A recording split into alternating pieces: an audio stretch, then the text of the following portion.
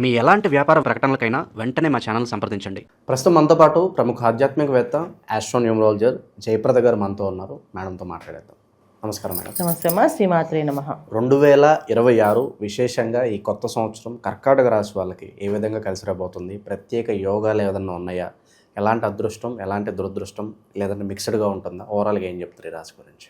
తప్పకుండా. అంటే 2026 మనం ఉగాది నుంచి తెలుసుకోవాలి ఏ విషయమైనా. ఎందుకంటే ఉగాది నుంచి తెలుసుకుంటే దాని ఒక ఫలితం బాగుంటుంది. అయితే ఆంగ్ల నూతన సంవత్సరం అందరికీ వినాలని కోరిక ఉంటుంది. ఏదో ఇయర్ మారిపోగానే నిజంగా మన జీవితం కూడా మారుతుందని చాలామంది అనుకుంటారు. ఈ సంవత్సరం లాస్ట్ ఇయర్ అంతా బాగాలేదు, కనీసం ఈ సంవత్సరం బాగుంటుందేమో అని చెప్పి ఒక కుతూహలం ఉంటుంది. దానివల్ల మనం చెప్పాల్సి వస్తుంది.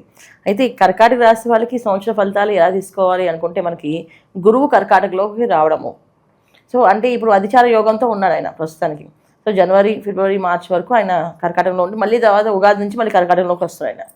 అంటే ఏంటంటే కర్కాటక రాశి వాళ్ళకి గురువు ఒక అనుగ్రహం ఉంది అనుకోవాలనుకుంటే ఉంది, లేదు అనుకుంటే లేదు. ఎందుకు అంటే ఇక్కడ మనకి ఎప్పుడు కొన్నా తన రాశిలో కంటే పక్క రాశిలో ద్వితీయ స్థానంలో కానీ, భాగ్యస్థానంలో కానీ, పంచమ స్థానంలో కానీ గురువు ఒక ఫలితాలు ఎక్కువగా ఉంటాయి రాశిలోకి ఉంటాయి. సో పంచమ స్థానం గురువుకి మీన రాశి నుంచి చూసుకుంటే కర్కాటక రాశి పంచమ స్థానం అయింది, కానీ కర్కాటక రాశిలో మాత్రం గురువు ఉన్నాడు. అంటే కర్కాటక రాశి వాళ్ళకి గురువు రాశిలో ఉన్నారు కనుక యోగిస్తుందా అంటే 100% యోగించాలి. ఎలా యోగించాలి అంటే వీళ్ళు చేసుకునే కర్మలు బట్టి యోగించాలి. ఎలాంటి కర్మలు ఉపయోగించాలంటే మంచి కర్మలు చేయాలి వీళ్ళు. కర్మ అంటే ఏంటంటే భక్తిగా ఉండడము, మంచిగా మాట్లాడడము, ఎదుటి వాళ్ళని ఎవరిని ఏమనకుండా హర్ట్ చేయకుండా ఉండడము, కాస్త చారిటీ చేయడము, అండ్ తర్వాత కాస్తంత ప్రతిరోజు ఏదో ఒక పారాయణ చేయడం వీళ్ళు. దానివల్ల వాళ్ళకి గురువు యోగిస్తాడు. ఇప్పుడు గురువు ఎప్పుడు కొన్నా నేను మీకు ఇస్తా అనరు. ఎలా ఉంటుందంటే నేను మీకు తోడుగా ఉన్నా ఇక్కడ, మీ పని మీరు చేసుకొని అంటారు. అందుకే నేనేదో మీకు ఎక్స్ట్రాగా వరాలు ఇస్తాను, అభయం ఇస్తాను అనరు. వారిని ఇవ్వాలి అంటే ఇంప్రెస్ చేయాలి. ఇప్పుడు ఏదైనా సరే, ఇప్పుడు మన ప్రమోషన్ కావాలంటే బాస్ని ఇంప్రెస్ చేయాలి. అలాగే ఇంట్లో పనంతా అందంగా చదివితే భర్తని ఇంప్రెస్ చేస్తే ఆయన ఇస్తారు. అలాగే భార్య చేస్తే భర్త ఇస్తాడు. ఇలాంటివి భార్య భర్త మధ్యలో అంటే ఏ విషయమైనా ఇంప్రెస్ చేస్తేనే మన పనులు అవుతాయి కదా. అలా గురువుని మనం ఎప్పుడు కూడా మేము ఖచ్చితంగా నిన్ను ప్రార్థన చేస్తున్నాం, నువ్వు లేకుండా మాకు గడవదు అనే ఉద్దేశంతో ఉన్న వాళ్ళకి 100% ఈ సంవత్సరం యోగిస్తుంది. లేదు ఇష్టరాజ్యంలో ఉన్న వాళ్ళకి మాత్రం గురువు ఉన్నా యోగించినట్టు కాదు.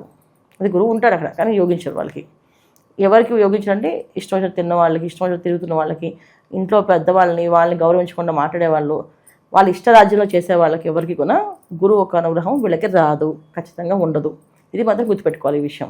ఏదైనా యోగి చేస్తారు మాకెందుకు యోగించట్లేదు అంటే రోజు ర్యాష్ డ్రైవింగ్ చేస్తూ, నైట్ లేట్గా వస్తూ ఇంటికి, అర్ధరాత్రి వరకు బయట తిరుగుతూ, తర్వాత తెల్లవారు పొద్దున్న ఎప్పుడో భార్య కింద లేచిన వాళ్ళకి ఈ కర్కాటక రాశిలో గురువు యోగించడు. ఇది మాత్రం వాస్తవం.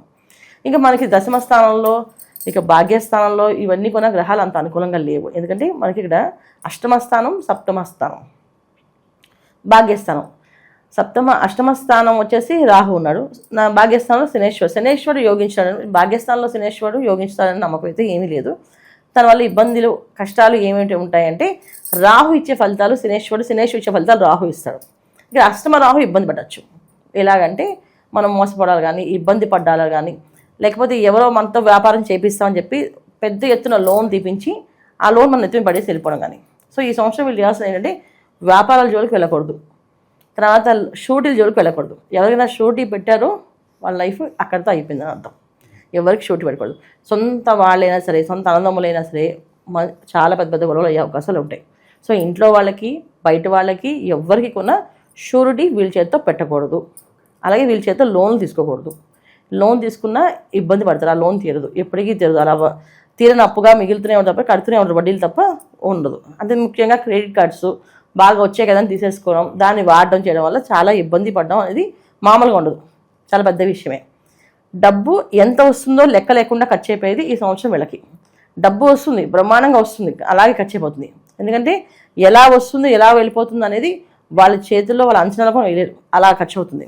ఏదో ఒక ఖర్చు, ప్రతిదీ కూడా ఇది కావాల్సిన ఖర్చు అనిపిస్తుంది. అంటే ఏది వృధా ఖర్చు కాదు, వాళ్ళు లెక్కలు వేసుకుంటే ఇది కావాలి, ఇది కావాలి, ఇది కావాల్సిన ఖర్చు అనుకుంటాం. ఇలా ఈ విధంగా ఈ సంవత్సరం అంతా డబ్బు అలా గడుస్తుంది. అంటే లాస్ట్ ఇయర్ మనకి 2025 ఎలా గడిచిపోయిందో తెలియదు కదా వాళ్ళకి. 2026 కొంత భారంగా నడుస్తుంది. ఎప్పుడవుతుంది ఈ సంవత్సరం అని చెప్పేసి అంత భారంగా నడుస్తుంది. ఎందుకంటే ఈ సంవత్సరంలో ఫలితాలు అలా ఉన్నాయి. అంటే లాస్ట్ ఇయర్ ఇంత స్పీడ్గా ఈ ఇయర్ మనకి అయినట్టు అనిపించదు. దానితో విపత్తులు చాలా ఎక్కువగా ఉన్నాయి. ఈ కూటముల వల్ల వాళ్ళకి వచ్చే కష్టాలు ఎక్కువగా ఉన్నాయి. సో సప్తమ స్థానంలో 4 గ్రహాలు కలుస్తుంటాయి. సో దానివల్ల కాస్తంత మాయలో పడడం, ఇబ్బంది పడడం, మోసపోవడం ఇవన్నీ ఇంకొంచెం ఎక్కువే అవుతుంది, తక్కువ అవుతుంది. ఆల్రెడీ ఉంది వీళ్ళు మోసపోయేది, ఇబ్బంది పడేది, ఇంకొంచెం ఎక్కువగా అయ్యే అవకాశం ఉంది. కొంచెం వీళ్ళు జనవరి, ఫిబ్రవరి, మార్చ్, ఏప్రిల్, మే వరకు జాగ్రత్తగా ఉండాలి. మే తర్వాత కాస్తంత వీళ్ళకి కొంచెం అనుకూలంగా మారే అవకాశం ఉన్నాయి. కాస్తంత మంచి పనులు జరుగుతాయి వీళ్ళకి. అంటే వీళ్ళకంటూ ఏదైనా చేయాలి, వ్యాపారాలు చేసుకోవాలనుకున్నా, ఉద్యోగంలో కొత్త ప్రయత్నాలు చేయాలన్నా, ప్రొఫెషనల్గా వెళ్ళాలనుకున్నా, విదేశీ ప్రయాణాలు చేయాలనుకున్నా, సంతానం కోసం ఎదురు చూస్తున్న వాళ్ళైనా, అది వివాహ ప్రయత్నాలు చేయాలన్నా, వీళ్ళందరూ మే తర్వాత ప్రారంభం చేసుకోవడం వల్ల లాభాలు కనిపిస్తున్నాయి. మే వరకు లాభాలు అయితే ఏమీ లేవు. ఏం చేసినా సరే మళ్ళీ వాళ్ళకి రివర్స్లో ఇంత పని అయితే దానికి ఇంత పెద్ద భారంగా మారుతుంది వాళ్ళకి, అందుకే చేయకూడదు. శత్రువుల పరిస్థితి ఏంటి మేడం? ఎవరు మన శత్రువో తెలుసుకోవడానికి ఏదన్నా రెమెడీ ఏదన్నా, లేదంటే ఆ పసిగట్టడానికి అలా సామర్థ్యం కావాలంటే ఏం చేయాలంటారు? కర్కాటక రాశి వాళ్ళే శత్రువులు, వాళ్ళకి ఎవరు శత్రువులు ఉండరు. ఎందుకు రీజన్ ఏంటంటే వాళ్ళు చాలా సెన్సిటివ్గా ఆలోచిస్తారు. ప్రతి ఒక్క విషయాన్ని, ఒక చిన్న విషయం కూడా వాళ్ళు సెన్సిటివ్గా ఆలోచిస్తారు. ఎదురు వాళ్ళు చెప్పేది వేరేలా అర్థం చేసుకునే లక్షణం ఉండదు కూడా వీళ్ళకి. వాళ్ళు చెప్పేది ఒక విషయం అయితే వీళ్ళకి వేరేలా అర్థం అవుతుంది విషయం. ఎందుకు అంటే ఇప్పుడున్న గ్రహస్థితి వీళ్ళకి అలా అర్థం చేపిస్తుంది. ఎందుకంటే వీళ్ళు కష్టపడాలి. ఇప్పుడు ఒక ఆయన ఉన్నారు, మంచి పుణ్యాత్ముడు, పూజా పునస్కారం తప్ప బయట ప్రపంచంతో సంబంధమే లేదు. ఆయన పొద్దున్న లేస్తారు, జపం చేసుకుని పూజ చేసుకుంటారు. ఆయనకి ఎటువంటి కష్టం పెడతాం మనం? ఎవరైనా ఏ కష్టపడి ఆయన ఎవరి మాట వినరు. అసలు ఆయన జపం పూజా దేవుడు. ఆ పూజా దేవుడు జపం చేసుకునే అతనికి కూడా ఇబ్బంది వచ్చే అవకాశం ఈ సంవత్సరం ఉంది. ఎందుకు ఉంది? మరి గురువు ఆ రాశిలో ఉంటే వాళ్ళకి అదృష్ట యోగాన్ని కదా ఇవ్వాలి. మరి ఇవన్నీ ఎందుకు ఇస్తారు? అష్టమ రాహు మాయలో పడేస్తాడు. ఆ రోజు పూజకి నేను సార్ మీరు మాకు పూజ చేయించండి సార్, మీ వల్లే మేము బయటపడాలి, మీరే మాకు అనుగ్రహం ఇవ్వాలని చెప్పి ఈయన పూజను ఆపుతారు. ఒక రోజున ఈయన వాళ్ళ కోసం వెయిట్ చేస్తూ ఉంటాడు. వాళ్ళు రారు. వస్తాం అని చెప్పి వాళ్ళు రారు. మొత్తానికి రాకుండా ఆ రోజంతా పూజ చేయకుండా ఆగిపోయింది. సో ఇలా ఇబ్బంది పడతారు వాళ్ళు. ఇప్పుడు ఇంట్లో ఉన్న ఆయనకి ఎవరు ఇబ్బంది పడతారు? ఇప్పుడు ఈ విధంగా ఇబ్బంది పడుతుంది. అంటే చిన్న చిన్న విషయాలు ఎందుకు చెప్తా అంటే మనకి ఇంత చిన్న విషయం కన్నా మనకి పెద్దగా కనిపిస్తుంది. ఇది గోచారీత్యా జరిగే గ్రహస్థితి అనమాట. సో గ్రహాల అనుకూలం అనేది శత్రువులు, బయట శత్రువులు, ఎక్కడ శత్రువులు కాదు, వీళ్ళ శత్రువులు. అంటే సరే పాపం వాళ్ళు సాయం చేద్దాం అనుకుని ఈయన పూజ మానేసి కూర్చున్నాడు, వాళ్ళు రాలేదు. సో వాళ్ళకి ఏదో ఇబ్బంది వచ్చింది, వాళ్ళు ఏదో రాలేదు. అంత ఎమోషనల్గా కనెక్ట్ అవ్వలేదు వాళ్ళు.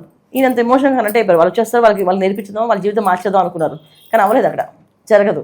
ఇలాంటివి మనం ఎన్ని ప్లాన్లు వేసినా జరగవు ఈ సంవత్సరం. అందుకని మనం సొంత ప్లానింగ్లు ఏమీ లేకుండా దైవనామస్మరణ చేసుకుంటూ మన జాతకంలో యోగం ఉందా లేదు చూసుకోండి. జన్మ జాతకాన్ని ఇప్పుడు చూసుకోవాలి. లగ్నం ఉంది, జాతకం టైమింగ్స్ అన్నీ బాగుంటే, లగ్నానికి సంబంధించిన గ్రహాల యోగంలో ఉన్న మనకి దశలు బాగున్నా ఖచ్చితంగా ఈ కర్కాటక రాశిలో గురువు ఉండడం వల్ల చాలా మేలు జరుగుతుంది వీళ్ళకి. ఎంత మేలు జరుగుతుందంటే వాళ్ళ జాతకంలో బాగుంటే ఇది 20% కలిసి 100% పనిచేస్తుంది. వాళ్ళ జాతకంలో బాగాలేదంటే ఈ సంవత్సరం అంతా చక్కగా నామస్మరణ చేసుకుంటూ ఉండడం తప్ప వేరే పనులు ఏమీ చేయకుండా ఉంటే ఉత్తమం. ఇంకా విశేషంగా సంవత్సరం మొత్తం చేసుకోవడానికి వీలుగా ఏదన్నా మంచి పరిహారాలు ఉంటే వీళ్ళ కోసం తెలియజేయండి. ప్రతిరోజు దత్తశ్రవం అంటే దత్త పారాయణ చేయడం, దత్తాత్రేయ చరిత్ర చదువుకోవడం, రోజుకి పారాయణ చేసుకోండి.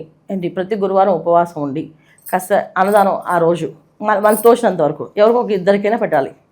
లేదా ఎవరు పెట్టాలి, ప్రతి గురువారం ఒక బాబా గుడికో దత్తాత్రేయ స్వామి గుడికో వెళ్ళి ఎంతో ప్రసాదం చేసి ఆ ప్రసాదాన్ని ఎక్కువగా స్వీట్గా ఉండే పదార్థాలు అంటే కేసరి కానీ అలాంటి పరమాణం లాంటివి కానీ చేసుకుంటూ పదార్థాన్ని పెడుతుండాలి. ఇది పెట్టడం వల్ల వీళ్ళకి మంచి ఫలితాలు, ధనం ఎక్కువగా ఖర్చు అవ్వకుండా తక్కువ ఖర్చు అయ్యే అవకాశం ఉంటుంది. ఇది వీళ్ళు ఈ సంవత్సరం అంతా చేసుకోవాల్సింది.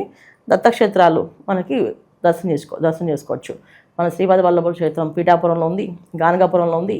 సో ఎక్కడెక్కడ దత్తక్షేత్రం ఉన్నాయి ఆ క్షేత్రాలకు వెళ్ళి దర్శనం చేసుకోవడం, నిద్ర చేసి రావడం ఉండడం వల్ల రాహు ఒక మాయలో పడకుండా ఎటువంటి ప్రమాదాల్లోకి గురి అవ్వకుండా, ఎందుకంటే ఈ సంవత్సరం వీళ్ళకి కూటములు ఎప్పుడైతే ఏర్పడుతున్నాయో యాక్సిడెంట్స్ అయ్యే అవకాశాలు ఉన్నాయి, ప్రాణం మీదకి వచ్చే అవకాశాలు ఉన్నాయి.